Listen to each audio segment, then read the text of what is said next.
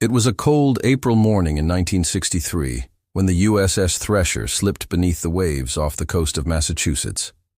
The submarine, sleek and formidable, was not just another war machine in the U.S. Navy's arsenal. It was a promise of dominance beneath the sea, a vessel that represented the pinnacle of American engineering during the height of the Cold War. The Thresher was a marvel, the very symbol of technological pride, and yet, just hours after it began its test dive, it would vanish into the ocean's abyss, never to return to the surface. The disappearance was not sudden, nor was it quiet. Those monitoring the Thresher from above heard fragments of its last desperate transmissions. The voices of men who were trained to stay calm in the face of danger became strained, clipped, almost panicked. Words were cut off, sentences incomplete, as if the sea itself were swallowing their voices. Then came the silence, the kind of silence that can only be described as absolute. What followed was chaos. The Navy scrambled ships and planes to the area. Families of the 129 souls aboard waited for news that would never come. And in the years since, the tragedy of the Thresher has not faded into the background of history. Instead, it has grown darker, more mysterious, and more disturbing. Because the more investigators uncovered, the more unsettling the truth became. The Thresher did not simply sink. It was crushed, imploded by the pressure of the deep in a way that defies imagination, leaving nothing but shattered wreckage on the ocean floor.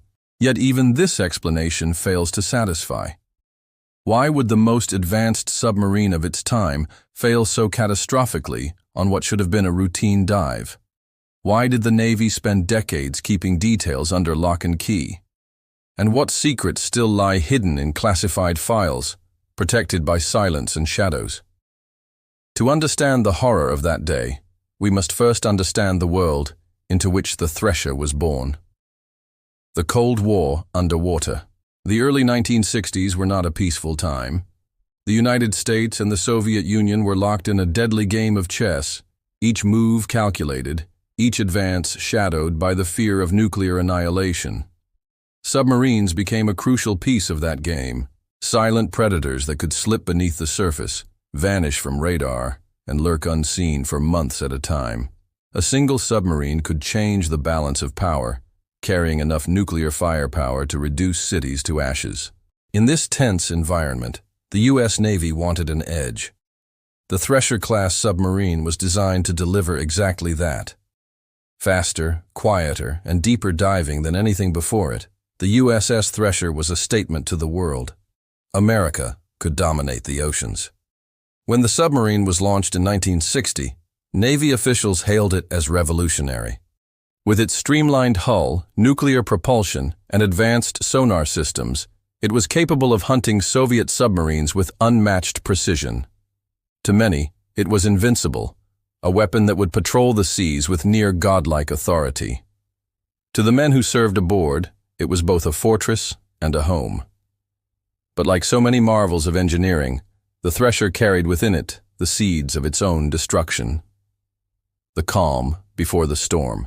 On April 9, 1963, the Thresher prepared for a series of deep dive tests about 220 miles east of Cape Cod. This was not unusual. Submarines were routinely tested to ensure they could handle the crushing pressure of the deep. The Thresher had already completed several dives before, and there was no reason to suspect this one would be any different. On board were not only her crew, but also a group of civilian technicians, engineers, and specialists who wanted to observe the submarine's performance. Together, 129 men crowded the vessel, unaware that they were embarking on a voyage that none of them would survive. The morning began like any other. The sea was calm. Communications between the Thresher and its escort ship, the USS Skylark, were routine. Voices were steady, professional. The men aboard Thresher were focused, confident. And then, as the submarine descended past 1,000 feet, something began to go wrong. The first signs of trouble. At 9:13 a.m., the Skylark received a garbled transmission.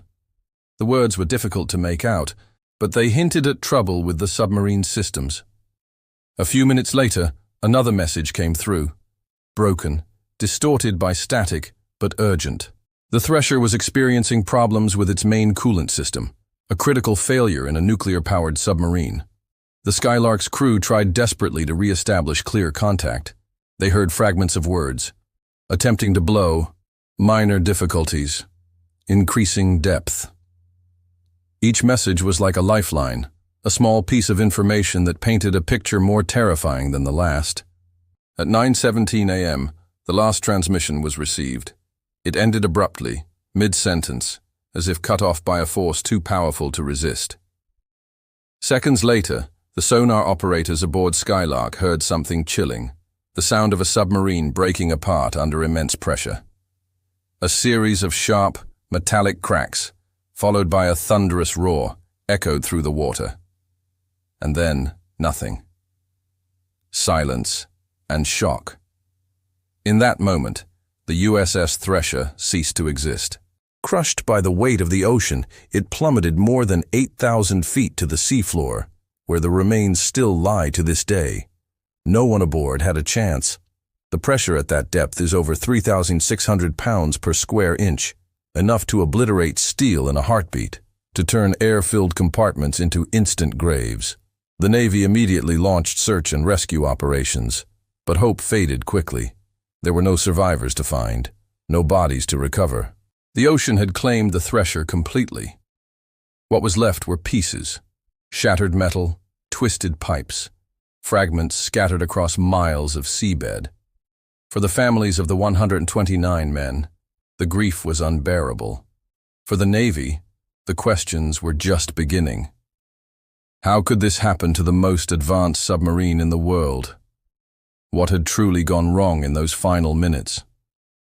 The answers, it seemed, would not come easily. The beginning of a mystery. In the days and weeks that followed, official statements from the Navy were cautious, almost evasive.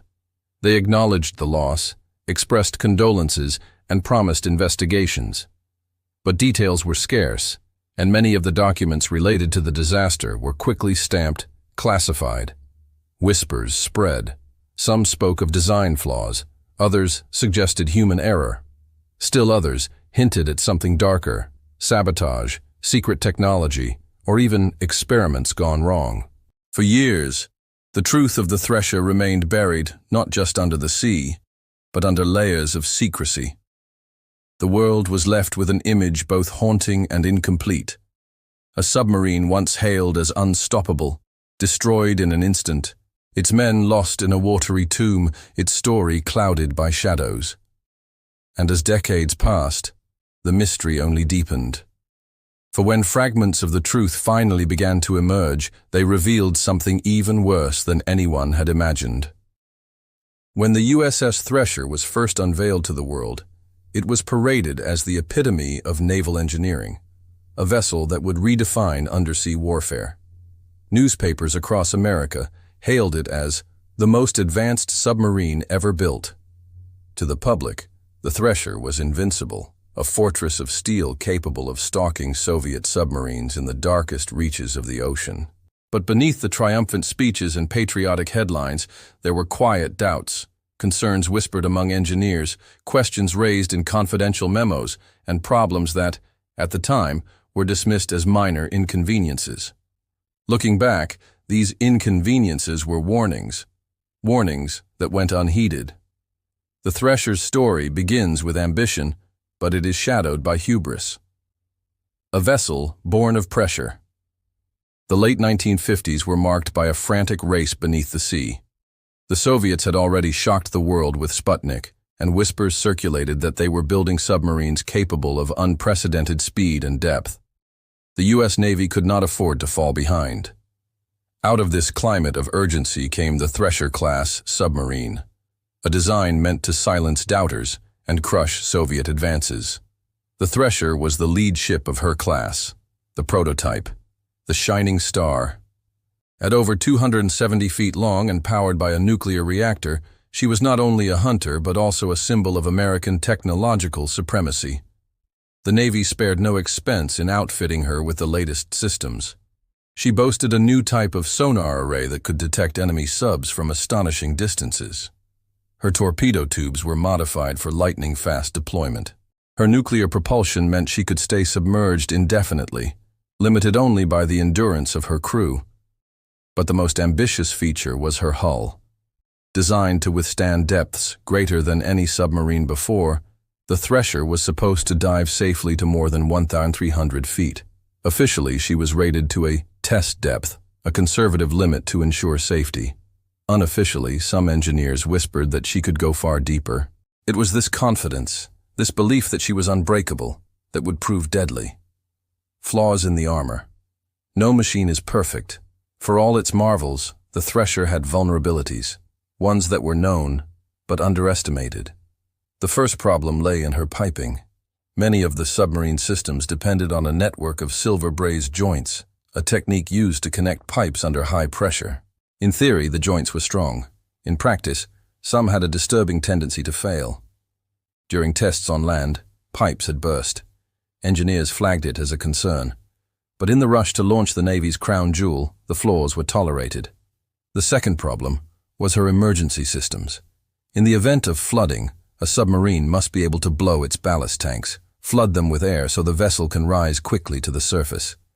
The Thresher's system, however, was not designed for the extreme cold and pressure of the deep ocean. Ice could form in the pipes, blocking the release of air. Again, this was noted. Again, it was brushed aside. The third problem was cultural, not mechanical. The Navy was so enamored with the idea of an invincible submarine that it ignored dissenting voices. Engineers who raised alarms were silenced by bureaucracy or drowned out by optimism. After all, no one wanted to believe that America's greatest submarine might also be its most fragile, and so the Thresher sailed, not perfect, but presented as perfection. Training for the abyss. For the crew, serving aboard the Thresher was both an honor and a burden. They were handpicked, the best of the best, tasked with proving the submarine's capabilities. Many were young men, barely in their 20s, eager for adventure, proud to be part of something historic. Life aboard was claustrophobic but disciplined. Every man had a role, and every role mattered. They drilled constantly, fire suppression, flooding emergencies, reactor shutdowns. They knew that the ocean was not a forgiving place. One mistake, one mechanical failure, and death would come swiftly. Yet even in their training, there was an air of confidence. The men believed in the Thresher. They trusted her steel walls, her reactor, her systems. They believed she was safe. The Navy encouraged this confidence. After all, morale was as important as machinery. The crew needed to believe they were untouchable. And so, even as engineers whispered about piping flaws and questionable safety systems, the men of the Thresher prepared to dive deeper than ever before. The first test. In 1961, just a year after her commissioning, the Thresher conducted her first set of sea trials. Observers aboard reported both triumph and unease. The submarine handled well, her sonar was extraordinary, and her reactor performed flawlessly. But there were also hiccups, minor malfunctions, unexpected vibrations, and mysterious noises that echoed through her hull at depth. One incident stood out. During a dive, a valve malfunctioned, causing water to spray into a compartment. The crew contained it quickly, but the engineers were alarmed. If such a failure happened deeper, the results could be catastrophic. Still, the Navy pressed forward. The Thresher had not failed, therefore she had succeeded. Each flaw was written off as an anomaly, each concern filed away as non-critical. The submarine was declared ready. Pride before the fall. By 1963, the Thresher was scheduled for a major overhaul to address lingering issues. She entered dry dock, where workers examined her piping, her systems, her hull. Some improvements were made, but many deeper concerns were left unresolved. When she emerged from refit, she was proclaimed better than ever. In April of that year, the Navy organized a series of test dives to prove her seaworthiness. Civilian engineers were invited aboard to observe the performance firsthand. It was meant to be a demonstration of confidence, a reassurance to the Navy brass, and a show of power to any adversary watching from afar. But confidence can be blinding. The Thresher was not better than ever. She was a ticking time bomb. The illusion of safety. Looking back now, it is chilling to realize how fragile the Thresher truly was. Each of her weaknesses, piping, ballast systems, cultural arrogance, would converge in those final hours. Each overlooked flaw became part of a chain reaction that ended in catastrophe. Yet at the time, none of this was visible to the men aboard. To them, the Thresher was invincible. They trusted the Navy. They trusted the engineers. They trusted the steel hull that surrounded them. They believed they were safe. And it is that belief, that illusion of safety, which makes the story of the Thresher so tragic. Because in the abyss, belief is not enough. The ocean does not forgive mistakes, and it does not care about pride. It crushes everything equally. The Thresher, perfect in the eyes of her creators, was anything but.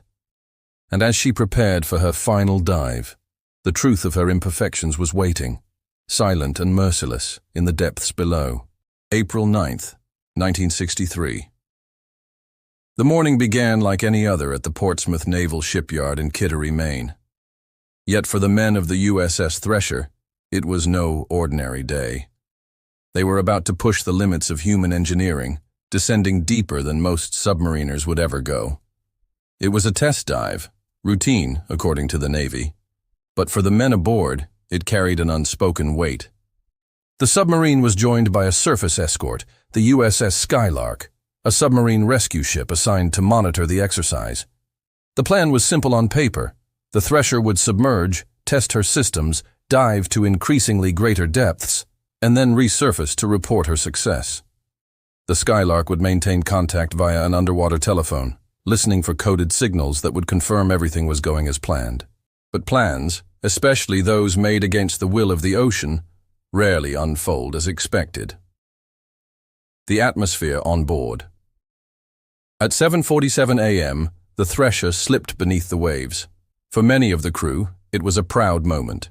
They were part of history, testing the most advanced submarine in the world. Some smiled nervously, others cracked small jokes, but the atmosphere was not carefree. It was tense. Among the men were not only sailors, but also civilian engineers. They had been invited aboard to observe the submarine's performance after her lengthy overhaul. They carried clipboards, instruments, and the quiet authority of those who understood the risks better than most. In the control room, Captain John Wesley Harvey projected calm. He was a seasoned submariner, trusted by the Navy to command this experimental vessel. His demeanor was steady, reassuring his men, even as the depth gauge began to climb. Descending into darkness. At first, everything went according to plan. The Thresher reached her initial test depth without issue. Reports flowed between her and the Skylark in crisp, mechanical phrases.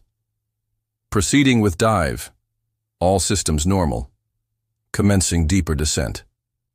But as the submarine sank further, the environment began to change.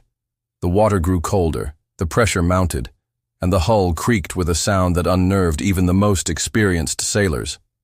It was the sound of metal resisting the crushing force of the abyss. Still, the men trusted the engineering. They trusted the Navy. The creaks were just part of the dive, or so they believed. At 9 a.m., the Thresher approached 1,000 feet. The atmosphere aboard was no longer light. Conversations were hushed, eyes darted to gauges, and every small vibration seemed louder than it should have. The men knew they were venturing into a world where mistakes were fatal. Signals from the deep. On the surface, the Skylark maintained steady communication. Every few minutes, a signal confirmed that the Thresher was descending as planned. The operators aboard the rescue ship listened intently, their ears tuned to the faint echoes of human voices carried through the water. Then, at 9:13 a.m., the signals became less frequent. Static interrupted the transmissions, as though the ocean itself were beginning to swallow the submarine's voice. The last clear message came at 9:17 a.m. It was chilling in its simplicity, experiencing minor difficulties, attempting to surface. The men aboard Skylark exchanged uneasy glances. Minor difficulties, was Navy code for a problem under control. It was meant to reassure. But the phrasing carried a weight of its own, because in the unforgiving depths, there was no such thing as a minor problem. The moment of silence. After that, the Thresher fell silent. The Skylark's operators strained to hear anything, static, a whistle, the faintest signal that the submarine was still alive. Instead, there was nothing. Just the endless hiss of the sea. At 9:18 a.m., faint garbled noises came through. Some interpreted it as metal straining, others as air rushing violently. No one could make sense of it. Then one final sound, a sharp, high-pitched tone, like glass shattering underwater, and then silence forever. The Thresher had vanished. What the crew faced, what happened in those final moments is still debated. Some believe a pipe joint failed, sending a torrent of high-pressure water into one of the compartments. The crew would have scrambled to contain the flood, alarms blaring as the submarine tilted under the sudden weight. Others point to the ballast system. Perhaps the crew attempted to blow the tanks, only to find the pipes frozen, blocked by ice. They may have fought desperately, knowing they needed to rise, but unable to break free from the ocean's grip. For the men aboard, those last minutes must have been chaos. The submarine, once a fortress, had become a prison. They were trapped in a steel tube, surrounded by thousands of tons of crushing water. Every option closed, every hope extinguished. At 2,400 feet, well below her test depth, the Thresher's hull would have begun to deform. The creaks that once unnerved the sailors would have grown into groans, the sound of steel about to break. And then, with horrifying suddenness, the pressure would have crushed the submarine like a can, imploding in milliseconds. Death would have been instantaneous. The men never had a chance.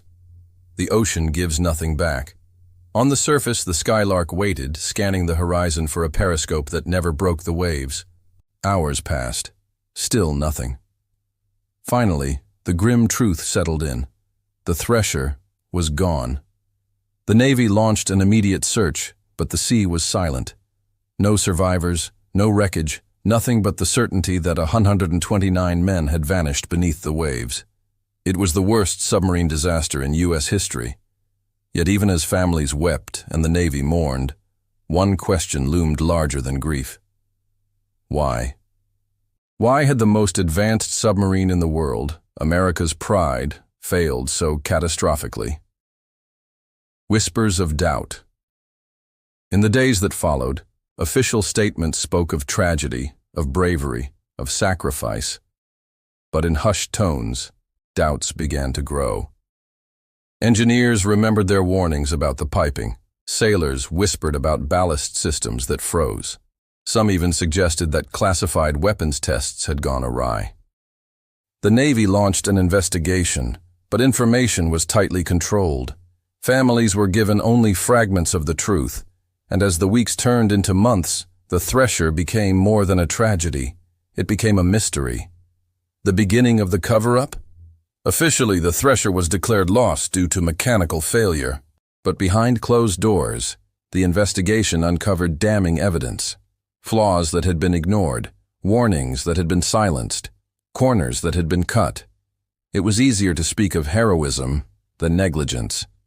Easier to honor the dead than admit that their deaths were preventable. And so, while the Navy promised reforms and safety programs, much of the truth was buried along with the submarine in the depths of the Atlantic. But whispers continued, whispers that something far stranger had happened aboard the Thresher. Because the ocean does not easily give up its secrets. And in the case of the Thresher, the truth lay in 8,400 feet of darkness, waiting to be discovered. The Thresher was gone. 129 souls lost, $1 billion of cutting-edge technology vanished, and a nation in shock. But even as the Navy lowered its flags and families grieved, the story was far from over. Because for every unanswered question, for every detail that didn't fit neatly into the official narrative, the thirst for answers grew stronger. The aftermath of silence. The morning after the disaster, newspapers across the United States carried the headline, submarine lost at sea. Some papers tried to soften the blow, using words like missing and believed sunk. But by April 11th, the truth was unavoidable. There were no survivors. Families gathered in living rooms, staring at television screens, waiting for something, anything, that might explain why their husbands, brothers, and sons weren't coming home. But the Navy offered only solemn condolences and vague phrases about mechanical difficulties. And this vagueness became fuel. The lack of detail, the refusal to explain, only deepened suspicion. Operation to find the wreck. Almost immediately, the Navy authorized a search for the wreck. Ships and aircraft were deployed across the suspected site, 220 miles east of Cape Cod. The area was vast, the ocean deep, and the technology of 1963 was crude compared to what we have today. Still, they searched.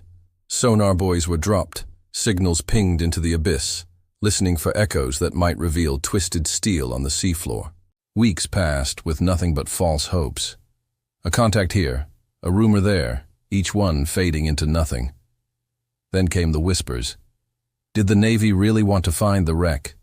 Because if they found it, they might also find proof of negligence, proof that America's most advanced submarine had been a ticking time bomb all along. Families demand the truth. Meanwhile, families of the crew pressed for answers. Some had been assured that the Thresher was the safest submarine ever built. Now they demanded to know how such a vessel could vanish so quickly, without warning.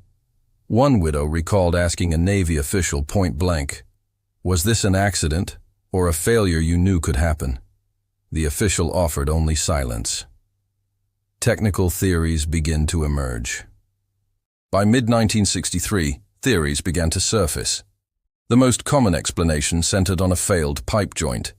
At the Thresher's extreme depth, even a hairline crack could unleash a torrent of seawater, spraying with such force it could cut a man in half.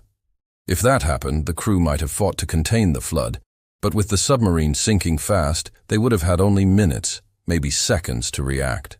Others focused on the ballast system. The Thresher relied on compressed air tanks to expel water and regain buoyancy. But at cold depths, moisture could freeze inside the pipes, turning life-saving systems into useless blocks of ice. Had this happened during the dive, the submarine would have been trapped, unable to rise, doomed to sink. And then there were the darker theories.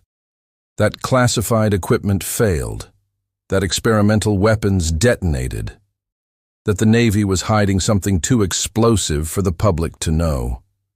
Whispers of something stranger. Among the sailors of the Atlantic Fleet, another story took shape. They whispered that the Thresher had sent one last garbled signal. Not the coded phrase the Navy released, but something else. Something about a noise. Like another vessel nearby. Could there have been a collision? A shadow in the deep? Some even spoke of unidentified submarines, Soviet perhaps, or something stranger still. The Cold War was at its height. Paranoia thrived. And in that paranoia, the Thresher's mystery grew beyond technical error. It became a canvas for fear. The Navy's official investigation. Under pressure, the Navy convened a court of inquiry. For weeks, witnesses testified. Engineers, officers, shipyard workers. They described welding flaws, rushed repairs, ignored warnings. The picture they painted was damning, yet the final report softened every detail. Yes, the Thresher had problems. Yes, the overhaul had been imperfect. But the conclusion avoided direct blame. It was an accident, they said, a tragedy of unknown cause. To the public, this felt like a cover-up. To families, it felt like betrayal. And in the absence of clarity, myths flourished. A new program is born. Yet out of tragedy came reform. In 1963, the Navy launched SubSafe, a program so strict that not a single SubSafe certified submarine has been lost since. Every weld, every valve, every test was double-checked. The Thresher had exposed flaws so severe that the entire fleet had to be re-examined. But here's the irony. While SubSafe saved countless lives, it also reinforced suspicion. Because if such sweeping reforms were needed, then the Navy had known the risks all along. The dead of the Thresher were proof of preventable failure. Rumors that never died. In the decades since, divers, historians, and conspiracy theorists alike have returned to the Thresher's story. Some claim that classified Navy documents confirm a catastrophic piping failure. Others insist that wreckage photos reveal something stranger, a hull not simply crushed, but torn, as if struck by an external force. Still others point to eerie sonar records, bursts of sound before the implosion, noises that don't match the physics of flooding or ballast failure. The mystery refuses to die. The pull of the abyss. Ultimately, the Thresher lies in 8,400 feet of water, broken into 6 major pieces, scattered across the seafloor. Few have seen her, fewer still have spoken of what they found. But what if the silence itself is telling? What if the wreck holds evidence too dangerous to release, whether of negligence, foreign interference, or something beyond human explanation? For those who search for truth, the Thresher is not just a submarine. She is a ghost ship, a reminder that the ocean swallows secrets and does not easily give them back. The search for answers had begun, but what they would find in the coming months would challenge everything the Navy, the families, and the public thought they knew.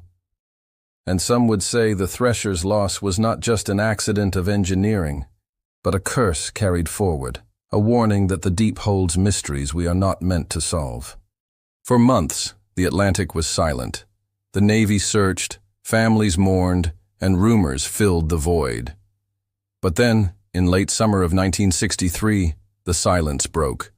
The Thresher had been found, or at least pieces of her, and what they revealed was more terrifying than anyone expected. The hunt with new eyes.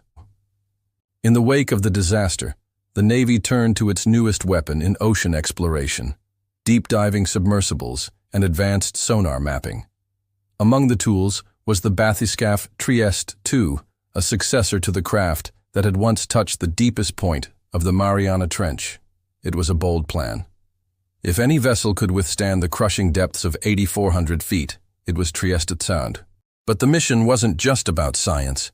It was about answers, and about proving to the world that the Navy could uncover its own secrets. First glimpse of the grave. In late 1963, sonar finally detected a debris field. Metallic echoes scattered across the seabed, far deeper than any diver could reach. The wreckage covered nearly a square mile. Trieste II descended into the black, its tiny crew peering through thick portholes into eternal night. At first, they saw nothing but silt and silence. Then, an unmistakable shape. A section of the Thresher's hull twisted like a crushed can. Steel torn open, jagged edges gleaming in the submersible's lights. The crew fell silent. This was not just wreckage. This was a tomb. A submarine shattered. As they explored further, the picture grew clearer. The Thresher had not sunk in one piece. She had imploded, snapped into sections by pressure so immense that men inside would have been vaporized in less than a second. But there was something stranger. The pieces did not align with a simple implosion. Some sections looked almost peeled open, as if ripped by external force before the crush. The official explanation said this was consistent with structural failure under pressure. But to those who saw it firsthand, it raised questions. How could the safest submarine ever built come apart so violently? The human cost hidden in silence. Of course, no bodies were ever recovered.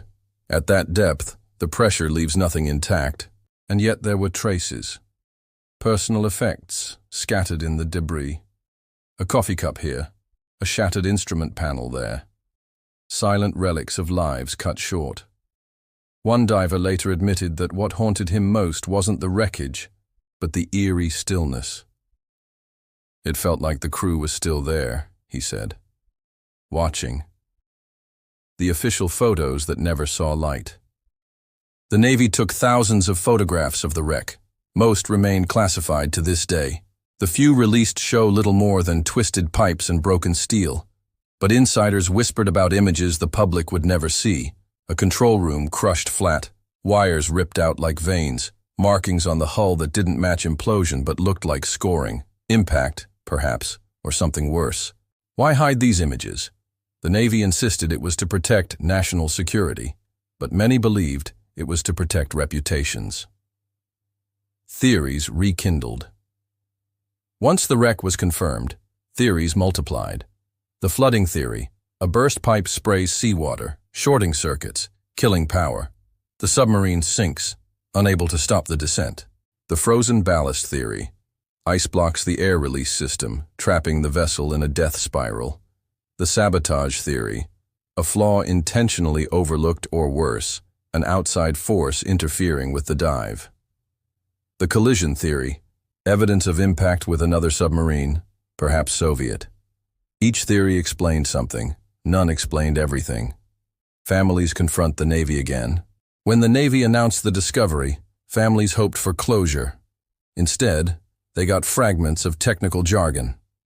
Catastrophic failure, structural collapse, unknown initiating event. To them, these were not answers. They were evasions. Some even accused the Navy of lying outright, of staging the wreckage photographs to hide the true cause. Closure slipped further away.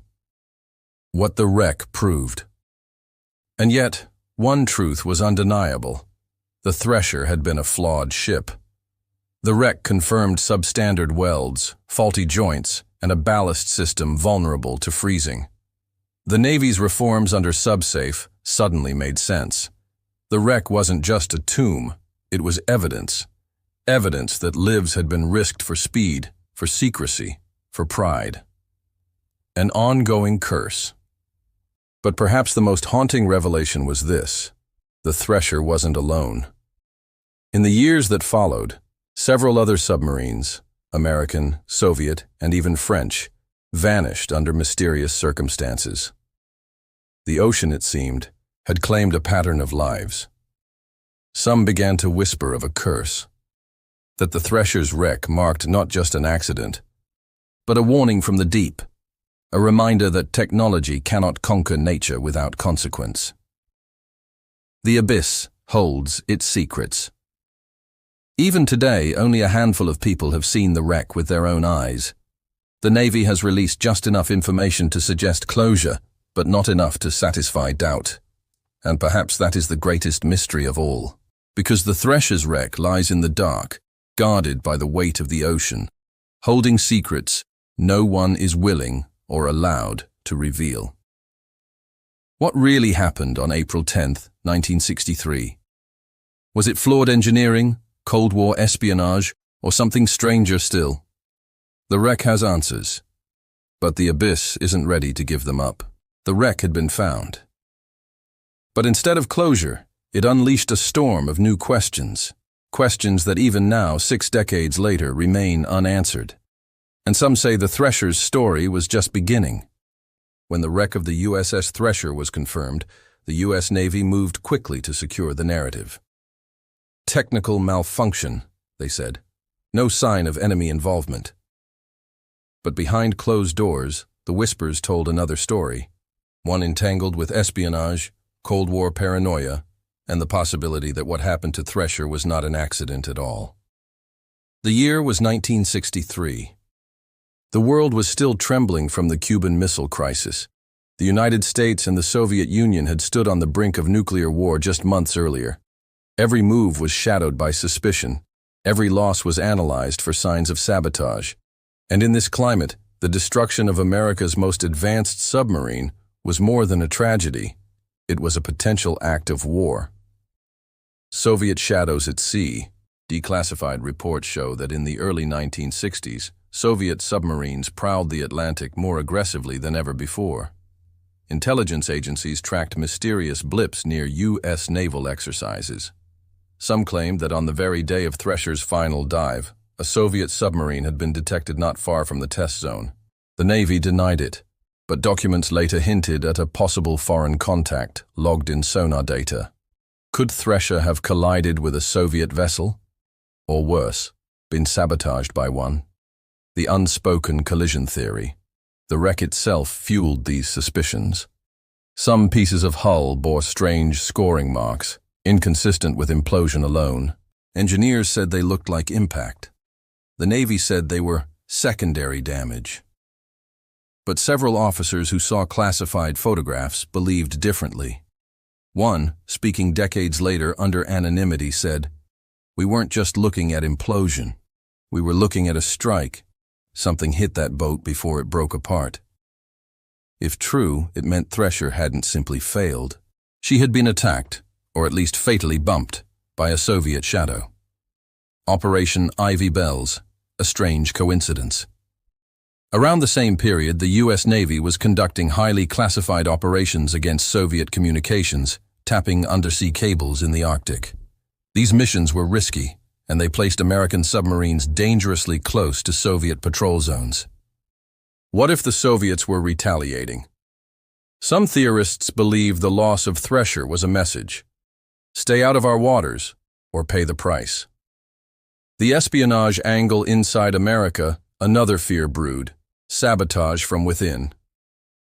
Shipyard workers at Portsmouth, where Thresher was built, later admitted the rush to finish her was intense. Quality control was sloppy. Welding seams went unchecked. What if a worker, sympathetic to Soviet ideals, had deliberately left flaws? A weak valve, a sabotaged pipe, a delayed failure waiting to happen. It would have been the perfect crime, an act of war disguised as an accident. The men who knew too much, several Navy officers who investigated the wreck, spoke carefully in interviews years later. Too carefully. One admitted, "There are details I cannot share even now."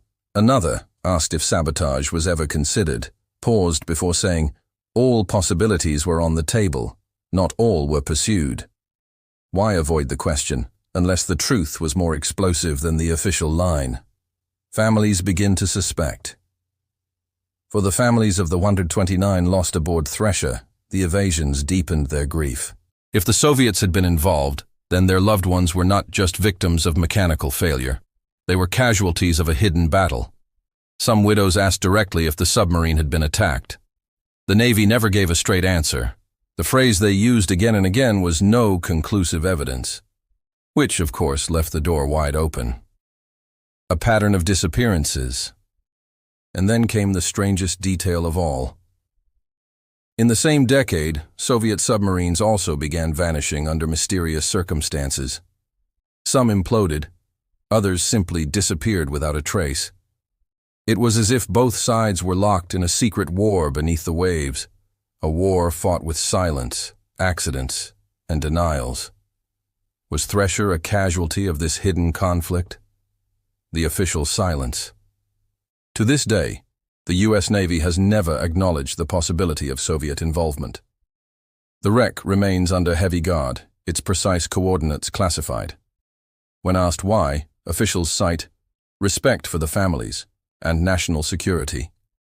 But many wonder if the truth lies not at the bottom of the sea, but in the archives, sealed files that, if opened, might reveal that April 10, 1963 was not a tragedy of engineering, but a flashpoint in a war the public was never meant to know. Shadows that never fade. The Cold War ended decades ago, but the shadow of Thresher lingers.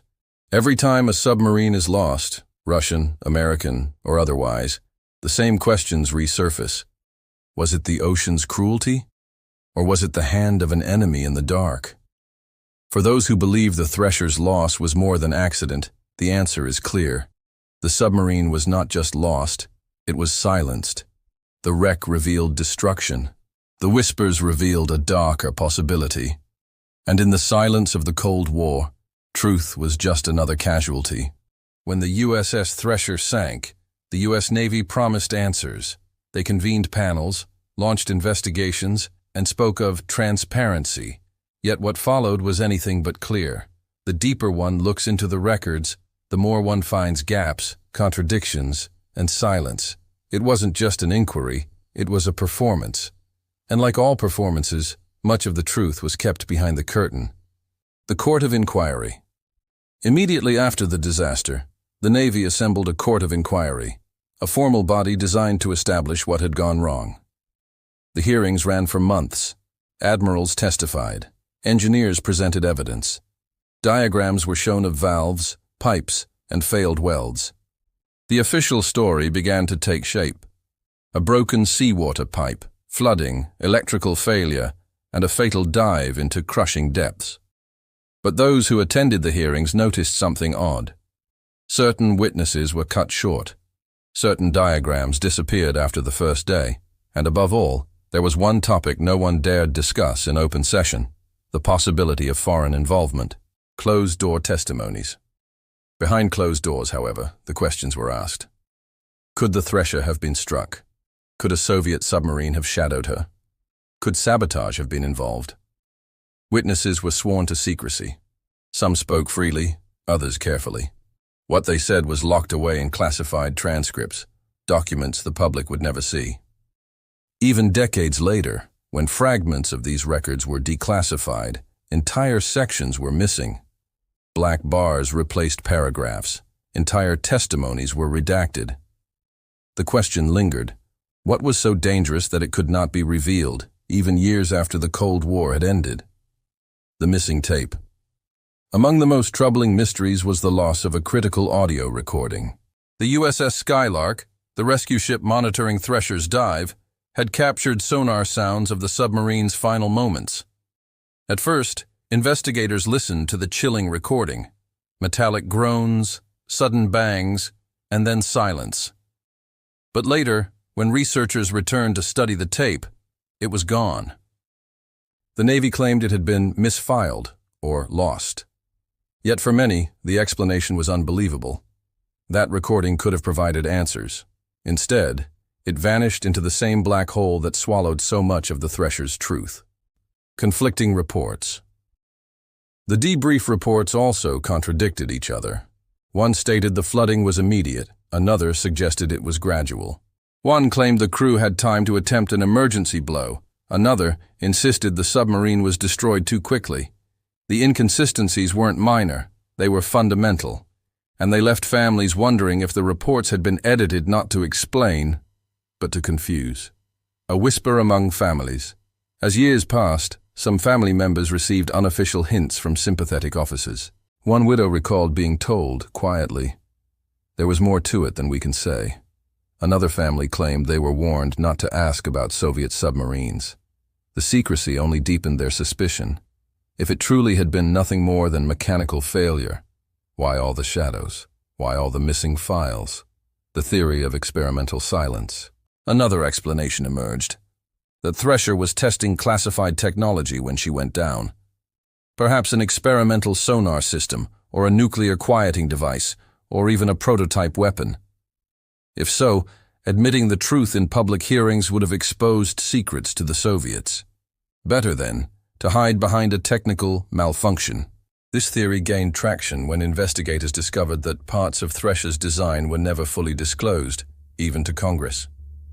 It was as if the submarine was carrying more than her crew. She was carrying secrets. The legacy of silence. In 1968, just 5 years after Thresher's loss, another submarine, USS Scorpion, was lost, under equally mysterious circumstances. Once again, the Navy convened an inquiry. Once again, questions went unanswered. Patterns began to form. Disasters happened. Explanations were vague, and the truth was buried under national security. By then, many naval families had stopped believing the official story. To them, the phrase "mechanical failure" was code for "don't ask." The human toll of secrets. For the surviving families, the secrecy was worse than the loss itself. They had no graves to visit, only the ocean. They had no closure, only classified files. One daughter of a lost crewman said in an interview decades later, "We weren't just denied our fathers, we were denied the truth, and that's something we still live with." Was it a cover-up? So was the Thresher's fate a tragedy of engineering, or a cover-up of something darker? The debrief hearings provided just enough detail to build a technical narrative, while withholding anything that could raise bigger questions. The Navy claimed this was out of caution, but others believe it was deliberate. a way of protecting not just classified technology, but reputations, alliances, and perhaps even the fragile peace of the Cold War. A truth, buried deeper than the wreck.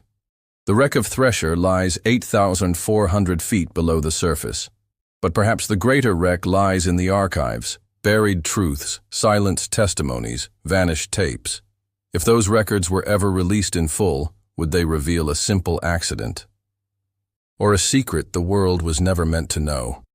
Until that day, the debrief hearings remain less an explanation than a mystery of their own. Another chapter in the haunting legacy of the USS Thresher. The ocean does not forgive, and it does not return what it claims.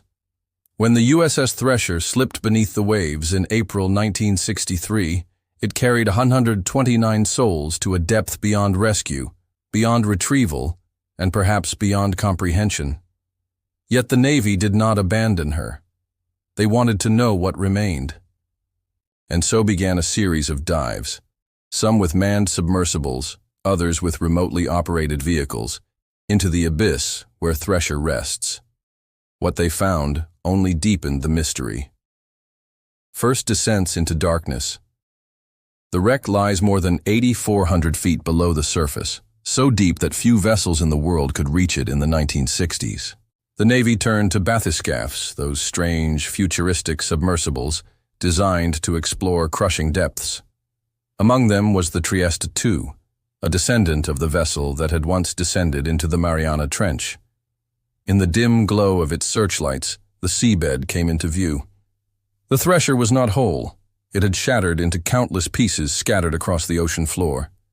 Twisted metal, broken hull plating, and fragments of machinery were strewn across a debris field stretching over a mile. The submarine had not merely sunk. It had imploded, torn apart by pressures no human body or steel frame could endure. The ghostly debris divers and remote cameras documented eerie sights, a shattered section of hull, edges curled inward like paper crushed in a giant fist. A tangle of pipes, wires, and shattered valves, mute evidence of the flooding that may have doomed her. A single shoe, lying alone on the seabed, an artifact of a life cut short. Everywhere, silence reigned.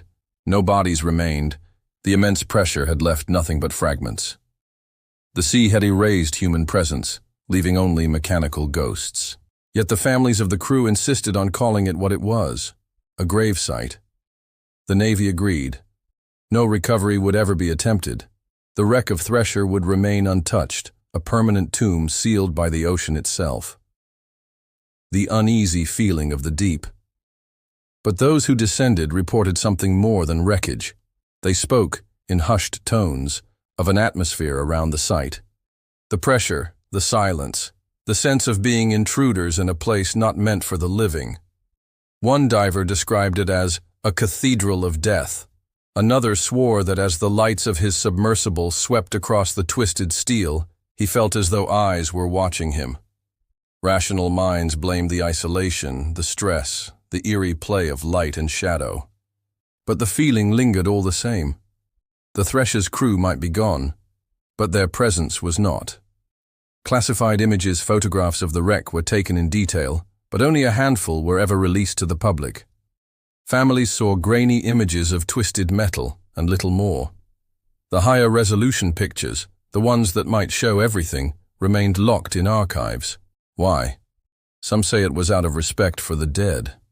Others whisper that the Navy wanted to conceal details of the wreckage that might hint at classified technology, or perhaps something far stranger. Radiation on the seafloor. Another concern haunted the investigators. The Thresher had been nuclear-powered. Though her reactor was destroyed, radioactive debris likely settled on the seabed. Navy reports insisted the contamination was minimal, dispersed safely into the deep ocean. But independent experts raised questions. What if radioactive particles lingered, trapped in sediments? What if, decades later, life in the deep carried traces of Thresher's core? Fishermen working off New England sometimes spoke of strange catches, mutated fish, glowing phosphorescence stronger than normal. Scientists dismissed these as exaggerations. Still, the timing made people wonder. Legends of the cursed site. As years passed, rumors spread among sailors. They said electronic equipment malfunctioned when submersibles approached the wreck. They said the sonar echoes returned distorted, as if the wreck itself was warping sound. And among the more superstitious, a darker legend grew, that the Thresher's crew remained there in spirit, restless, their final moments replaying endlessly in the deep. Some even claimed to hear phantom pings of sonar, ghost signals, from the abyss. Of course, such tales have no place in Navy reports, but among those who worked near the site, the whispers never stopped. The families struggle. Meanwhile, families on land wrestled with the knowledge that their loved ones lay in fragments on the ocean floor. Some took comfort in the idea of a shared grave, a resting place untouched by war or scavengers. Others were tormented by the thought of their husbands, fathers, and sons sealed in eternal darkness. Memorials were built on land, names etched in stone, but the real memorial lay 2 miles beneath the sea. Each anniversary of the sinking, families would gather, throw flowers into the water, and watch them drift, knowing they would never reach the men below. Was something hidden in the wreck? Over time, conspiracy theories took root. Some suggested the Navy avoided recovery not out of respect, but out of fear of what might be discovered. What if, they asked, evidence of sabotage lay in the wreckage? What if foreign weaponry, or classified equipment, was visible to any who studied it closely? Leaving the wreck untouched kept such evidence forever out of reach.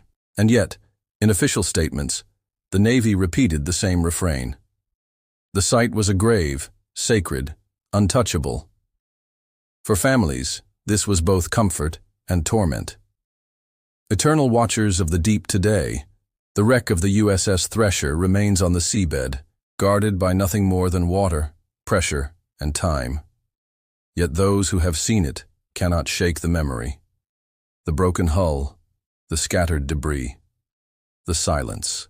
It is a reminder that technology fails, that oceans consume, and that some truths sink beyond recovery. And yet, it is also a reminder that some places in this world retain power not because of what they hold, but because of what they represent. For the Navy, the wreck is data. For the families, it is grief. For the curious, it is mystery. And for the sea itself, it is simply another offering, claimed and kept in the abyss, forever beyond human reach. For decades, the official story surrounding the USS Thresher was carefully constructed, polished, and repeated, an unfortunate accident, the tragic result of technical failure. But as more classified records have been released, and as former insiders began to speak in whispers, a very different picture has emerged. One that suggests the disaster was not simply an accident, but a convergence of hidden truths, truths too dangerous to be admitted openly. One of these truths lies in the technology itself. Investigators discovered that the Thresher may have been equipped with experimental systems untested at the time that were far from ready for operational use. These systems, possibly related to sonar countermeasures and deep-water propulsion, were rumored to be prototypes of Cold War superweapons. If true, then the sinking of the Thresher was not just a tragedy, but the catastrophic failure of secret projects meant to give the U.S. Navy supremacy beneath the waves. The implications are chilling. If the Navy knowingly pushed an unproven design into service, then 129 lives were placed in jeopardy not for defense, but for competition, for the desperate race to outpace the Soviet Union. That means the Thresher was not just a submarine, it was a pawn in a high-stakes geopolitical game. And when it sank, those in power scrambled to bury the truth under layers of technical jargon and half-truths. Another hidden truth lies in the communication records. Recently unearthed transcripts suggest that, in the submarine's final moments, there were urgent attempts to signal the surface about a failure that did not align with the official explanation. What exactly was said has never been fully released. Some fragments hint at flooding in areas the Thresher was not even supposed to have. Others suggest the crew was desperately fighting a fire deep within the submarine, a scenario completely absent from the official Navy report. Why would such details be suppressed? The answer may lie in what the public could never be allowed to know, that the U.S. Navy, in its drive to dominate the oceans, had cut corners, ignored warnings, and gambled with lives. To admit this would have been to undermine not only national security but also public trust at the height of the Cold War. But perhaps the most disturbing implication of all comes from testimony whispered by engineers involved in Project SubSafe, the safety program created after the Thresher sank. Some claimed that certain design flaws identified in the Thresher were already known before the submarine ever left port. Yet instead of halting its deployment, the Navy allowed it to continue to sea trials. If these claims are true, then the tragedy was not unforeseen. It was inevitable. In other words, the Thresher may not have been lost by chance. It may have been sacrificed to secrecy, to pride, to the Cold War itself. And if that is true, then the haunting legacy of the Thresher is not simply about what happened in 1963. It is about what governments are willing to hide, what they are willing to risk, and what they are willing to sacrifice in the name of power. The truth, long buried beneath classified seals and the crushing depths of the Atlantic, is finally beginning to surface, and it is darker than anyone could have imagined. The Thresher's story had always been a wound in the heart of the U.S. Navy, a scar covered over by official reports, technical jargon, and the kind of silence that only deep water could enforce. But as the final documents were declassified, a picture emerged that was more unsettling than anyone had imagined. The truth was this: the Thresher had not simply failed because of faulty piping or an unexpected weld crack. Those factors were real, yes, but they were not the whole story. The final moments of the submarine revealed a cascade of human decisions, ignored warnings, and systemic negligence that compounded into a perfect storm. The official declassified Navy transcripts painted a chilling scene. The crew had identified issues with the submarine's design months before her fatal dive. There had been memos, internal notes, even informal warnings whispered from engineers to commanders. The silver-brazed joints in the seawater pipes were unreliable under extreme pressure. The warning was ignored, partly out of overconfidence in the Navy's engineering tradition, and partly out of fear. Fear that admitting a flaw in the Navy's most advanced submarine would be admitting weakness to the world.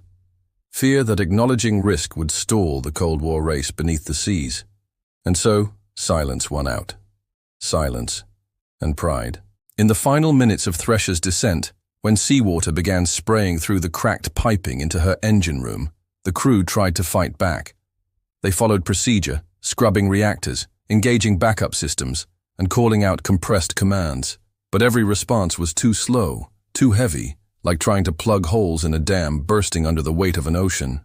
The chilling truth revealed in the reports was that the Thresher-S crew might have had a chance to survive if the Navy had listened months earlier. The submarine should never have been cleared for sea trials. The welds should have been inspected. The safety protocols should have been hardened. But none of that was done.